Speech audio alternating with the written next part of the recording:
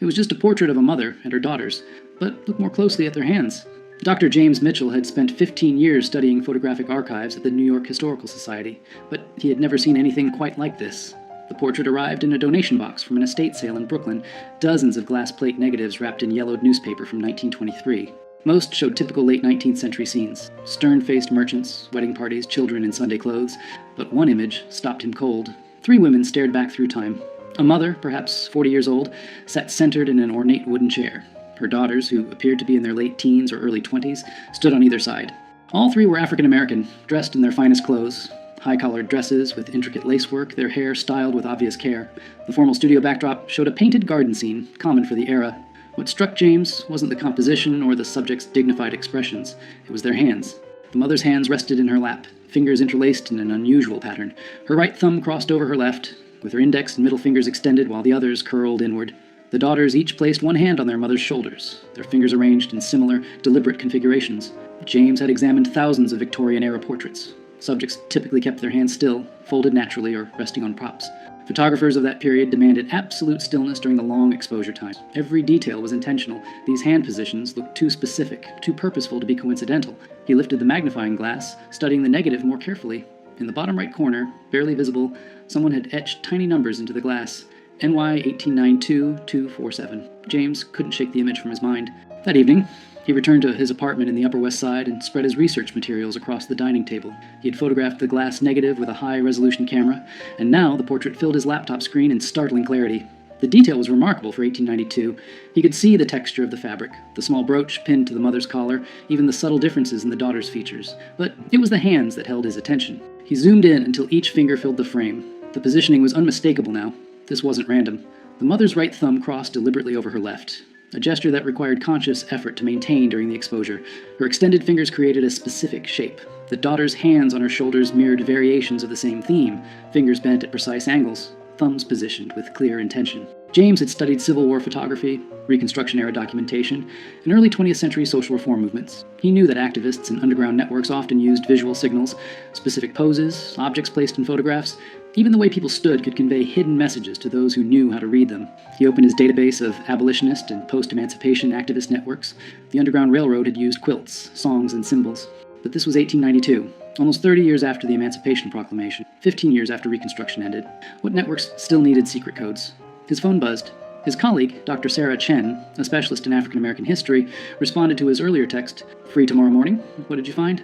James typed back. "Something that might rewrite what we know about post-Reconstruction activism in New York. Bring your sources on property rights and documentation struggles." Sarah arrived at the Historical Society at 9 sharp, carrying a worn leather satchel filled with research materials. James had the portrait projected on the wall of the research room, larger than life. The 3 women gazed down at them with quiet dignity. "Look at their hands," James said, pointing with a laser pointer. Every finger positioned deliberately. Sarah approached the projection, her eyes narrowing. She set down her bag and pulled out a thick folder. After Reconstruction collapsed in 1877, African American families in the North faced a different kind of battle. Not slavery, but systematic exclusion. Property rights, inheritance, even proof of identity became weapons used against them. She spread documents across the table. Legal papers, city records, newspaper clippings from the 1880s and 1890s. New York wasn't the progressive haven people imagine. Black families struggled to maintain property ownership, establish businesses, prove legal marriages. Many had fled the South with nothing but their word. No birth certificates, no marriage licenses, no documentation. James picked up a yellowed newspaper from 1891. The headline read, "Property Dispute in Harlem? Family Claims Ownership Without Documentation." "Exactly," Sarah continued. "I've been researching mutual aid societies from this period. African American communities created networks to help each other navigate these systems. They pooled resources to hire lawyers, shared information about sympathetic officials, created their own verification systems when the official ones excluded them." "Secret networks," James said quietly. "Not secret in the sense of hidden," Sarah corrected. "Secret in the sense of parallel, operating alongside official systems, using methods that white authorities either didn't notice or didn't understand." James turned back to the portrait. "What if this isn't just a family photograph? What if it's documentation?" The etched numbers in the corner, NY 1892-247, proved to be the breakthrough. After 2 days of searching through city directories and business records, James found a reference. Studio 247 belonged to a photographer named Thomas Wright, who operated from a building on 8th Avenue between 1888 and 1896. The address still existed, though the building had been converted into apartments decades ago. James stood on the sidewalk, looking up at the brick facade, imagining it as it had been. Wright's studio would have been on the second floor, with large north-facing windows to capture the soft, even light preferred for portraits. Research into Wright himself revealed something unexpected. Thomas Wright was white, born in Massachusetts in 1851, trained as a photographer in Boston. He moved to New York in 1887 and established his studio in a neighborhood that was becoming increasingly diverse. Irish immigrants, Italian families, and a growing African-American community migrating from the South. But Wright's clientele was unusual for the era. While most white photographers either refused to photograph black clients or charged them significantly more, Wright's advertisements appeared in African-American newspapers. His studio welcomed all customers at equal rates. Sarah found an interview Wright gave to a small, progressive newspaper in 1894. He spoke about photography as a tool for dignity and documentation, arguing that every person deserved a quality portrait regardless of their background. Between the lines, James sensed something more, a quiet activism, a deliberate choice to serve a community that others excluded. He was an ally, Sarah said, reading over James's shoulder, and if these hand positions are codes, he would have been the one who helped create them, documented them, distributed them. James contacted Dr. Marcus Thompson, a cryptography historian at Columbia University who specialized in visual communication systems. Marcus arrived at the Historical Society that afternoon, his curiosity piqued by James's cryptic phone call. Victorian-era codes often seem impossibly complex to us now, Marcus explained, examining the portrait, for they were usually quite practical for their users. The key is understanding the context. Who needed to communicate, what information they needed to convey, and who they needed to hide it from. He photographed the hand positions from multiple angles, then opened his laptop and began creating digital tracings. And let's start with the assumption that each hand position represents something specific. Not letters, too complex for a photograph. More likely, categories, confirmations, statuses. Sarah pulled out her research on documentation struggles. What if it's about identity verification? These networks needed ways to confirm who people were, that they were legitimate members of the community, that they could be trusted with sensitive information. Marcus nodded slowly. Right. So the mother's hand position might indicate her role. Family head, network member, someone vouching for others. The daughter's positions could indicate their status, documented, undocumented, seeking assistance. They worked through the afternoon, comparing the portrait to other photographs James had found in the estate sale box. 3 more portraits showed similar hand positioning, always subtle, always deliberate. In one, a couple's intertwined fingers created a pattern. In another, a man's hand rested on a Bible with specific fingers extended. It's not just one code, Marcus said finally. It's a system. Multiple signals that could be combined to convey different meanings. Someone trained these families how to pose. Someone photographed them deliberately. And someone else, other network members, knew how to read these images. Sarah made the connection that broke everything open. While researching property rights cases in New York courts from the 1890s, she found a pattern. Dozens of African-American families successfully defended their property claims, obtained identity documents, or proved legal marriages, often with the same lawyer representing them. His name appeared again and again. Robert Hayes. Hayes had an office on West 34th Street. Court records showed he won an unusual number of cases for black clients during an era when such victories were rare. More significantly, he often submitted photographic evidence, portraits of families, documentation of their respectability, proof of their presence in the community. He was using Wright's photographs in court, James realized, not just as evidence of identity, but as verification of community standing. These families were photographed, their images were cataloged, and when they needed documentation, Hayes could present these portraits to judges. But there was more. In Hayes' archived case files at the New York Public Library, Sarah found letters, correspondence between Hayes and other activists, teachers, ministers, business owners, discussing verification protocols and community documentation systems. One letter, dated March 1893, was particularly revealing. Hayes wrote to a minister in Brooklyn, "We have expanded our photographic documentation to include 73 families. Mr. Wright continues to provide his services at minimal cost. The hand positioning system allows us to encode essential information that can be verified later. Each portrait serves as both dignified representation and practical identification." James sat back, stunned. They built an entire parallel documentation system. When official channels failed these families, they created their own. And they hid it in plain sight, Sarah added. These portraits looked like ordinary family photographs. No one examining them casually would see anything unusual. But to network members who knew the code, each portrait contained vital information. With the network structure emerging, James became obsessed with identifying the 3 women in the original portrait. The estate sale had come from a brownstone in Bedford-Stuyvesant, Brooklyn, a neighborhood with deep African-American roots. The Historical Society's donor records provided the seller's name, Patricia Johnson, who had inherited the property from her grandmother. James called Patricia that evening. She was 72 years old, sharp-voiced, and initially skeptical of his interest in old family photographs, but when he described the portrait in detail, her tone changed.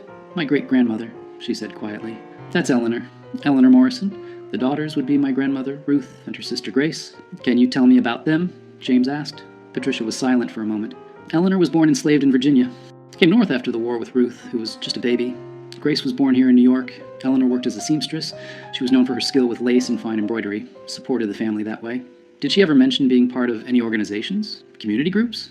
She was involved in her church, Patricia said, and she helped people. That's what my grandmother always said. Eleanor helped families with paperwork, finding housing, connecting with lawyers. She seemed to know everyone, how to navigate every system. James's pulse quickened. Patricia, I think your great-grandmother was part of something significant. A network that helped African-American families document their identities and protect their rights after Reconstruction. Patricia was quiet again. When she spoke, her voice was thick with emotion. I always knew she was special, but we lost so much history. After she died in 1919, the family scattered. My grandmother rarely talked about those early years. With Patricia's permission, James and Sarah began tracing Eleanor Morrison's connections. Church records from Bethel AME Church in Brooklyn showed Eleanor as a member from 1879 until her death. She served on the Ladies' Aid Society, which officially provided charity to needy families, but the meeting minutes revealed something more structured.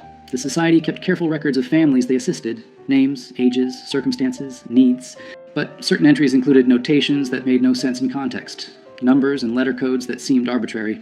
Until Sarah realized they corresponded to Thomas Wright's numbering system. They were cross-referencing, she explained to James. The Church Society identified families who needed documentation. Wright photographed them with the appropriate hand codes. Hayes used the photographs in legal proceedings. And the church records kept track of everything, hidden in plain sight within charity work documentation. James found more photographs in Wright's archive. The Historical Society had acquired his entire collection in 1923, after his death, but no one had properly cataloged it. Dozens of portraits showed the hand positioning system. Families photographed between 1890 and 1896. Each image carefully numbered, each one documenting people who had been systematically excluded from official records. They identified other network members. A teacher named Samuel Brooks, who helped families obtain school records for their children. A clerk in the city property office named Mary Chen, who processed deeds and made sure paperwork was properly filed. A minister named Reverend James Washington, who performed marriages and provided certificates when official channels refused. Each person had taken quiet risks, used their position to help, operated within a system designed to exclude the people they served. Together, they had created something powerful, a shadow archive that preserved dignity and protection when official America offered neither. 3 months into their research, James and Sarah organized an exhibition at the Historical Society. They displayed 20 portraits from Wright's collection, each showing the hand positioning system, each accompanied by the story they had uncovered about the family photographed. Patricia Johnson attended, seeing her great-grandmother's portrait properly honored for the first time. She brought her daughter and granddaughter, 4 generations of Eleanor Morrison's descendants, standing before the image that had started everything. But the exhibition's most powerful moment came when other descendants arrived. James and Sarah had located families connected to 12 of the photographed individuals. Each had pieces of the story, fragments of oral history, old letters, faded documents that suddenly made sense within the network's context. An elderly man named Thomas Hayes stood before a portrait of his great-grandfather, the lawyer Robert Hayes, photographed with his hands positioned in the same deliberate code. I always heard he helped people, Thomas said quietly, but I never knew the extent. Never knew he was part of something this organized. A woman named Grace Brooks examined a portrait of Samuel Brooks, the teacher. My family said he was arrested once, in 1895, for helping a family obtain false documents, but the charges were dropped. Looking at this now, I don't think the documents were false. I think he was helping people get the documentation they deserve, but were denied. The New York Times covered the exhibition. The article ran with the headline, "Hidden in Plain Sight, How Post-Reconstruction Activists Built a Secret Documentation Network." Within days, historians from across the country contacted James, sharing similar findings from their regions. Parallel networks in Philadelphia, Boston, Chicago, all operating during the same period, all using subtle codes and photographs to document and protect African-American families navigating hostile systems. 6 months after discovering the portrait, James stood in the Historical Society's conservation lab, carefully handling the glass plate negative. They had digitally restored dozens of Wright's photographs, each image now preserved and accessible to descendants and researchers. The mother and daughter's portrait had become iconic, reproduced in textbooks, featured in documentaries, displayed in museums. But for James, its power remained personal. He thought of Eleanor Morrison, born enslaved, who had built a life of dignity and purpose in New York, who had helped countless families navigate a system designed to exclude them, who had posed for this photograph with her daughters, their hands carefully positioned in a code that would preserve their place in history. Patricia Johnson had donated Eleanor's personal papers to the Historical Society, letters, a diary, business records from her seamstress work. In the diary, Eleanor wrote about the photograph. "Had our portrait made today. Mr. Wright is a kind man, understands what we are building. The girls were nervous, but I told them this picture will matter. Someday, people will see what we did here." She had been right. The photograph had mattered. It had preserved not just their images, but evidence of their resistance, their ingenuity, their refusal to be erased. Sarah had traced 63 families through the network, documenting how they had obtained property deeds, legal marriages, business licenses, and school records, fundamental rights that should have been automatic, but required elaborate workarounds to achieve. The network had operated from approximately 1888 to 1897, helping hundreds of families before gradually dissolving as some activists died, others moved, and new systems emerged. Thomas Wright had died in 1923, his contribution largely forgotten. Robert Hayes had continued practicing law until 1910. Eleanor Morrison had lived to see her daughters married and established. her work continued by others. The network hadn't solved systemic injustice, but it had provided practical help to people who needed it desperately. James met regularly with descendants now, collecting oral histories, connecting families who shared this hidden heritage. The portrait had become more than historical evidence. It was a bridge between generations, proof that their ancestors had been resourceful, connected, and determined to create justice when official America denied it. He thought of Eleanor's hands, positioned deliberately in that Brooklyn studio in 1892, her fingers creating a code that would outlive her, that would carry her story across more than a century. In the end, the simplest gestures could hold the most profound truths. Sometimes, you just needed to look closely enough to see them.